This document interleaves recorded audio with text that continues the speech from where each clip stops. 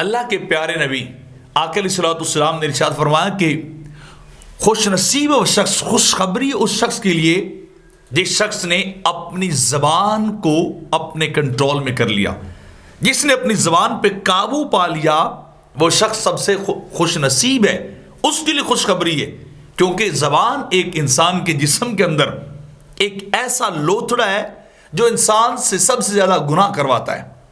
حتیٰ کہ کفر بھی انسان زبان سے کرتا ہے،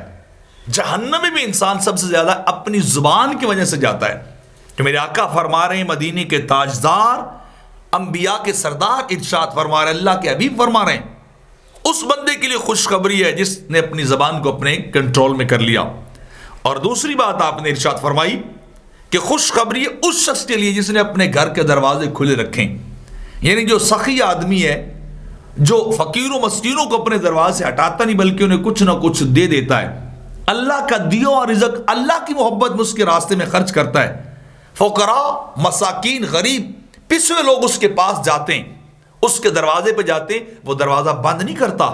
جتنا کچھ اس کے پاس ہوتا ہے اپنی حیثیت اور طبیعت کے مطابق وہ انہیں دے دیتا ہے، انہیں مال ان پہ خرچ کرتا رہتا ہے۔ تو ایسے آدمی کے لیے بھی خوشخبری ہو جو اپنے گھر کے دروازے کھلے رکھتا ہے اور سخی آدمی ہے۔ اور تیسرا آپ نے فرمایا اس شخص کے لیے بھی خوشخبری ہے، اور وہ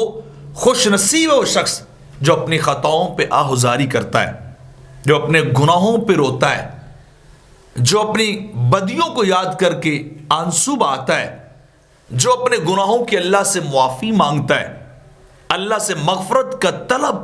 گار ہوتا ہے، وہ بھی خوش نصیب ہے۔ اس جیسا بھی دوسرا بندہ نہیں ہے جو اپنی خطاؤں پہ آہذاری کرے اور رو رو کے اللہ سے اپنے گناہوں کی معافی مانگنے والا ہو۔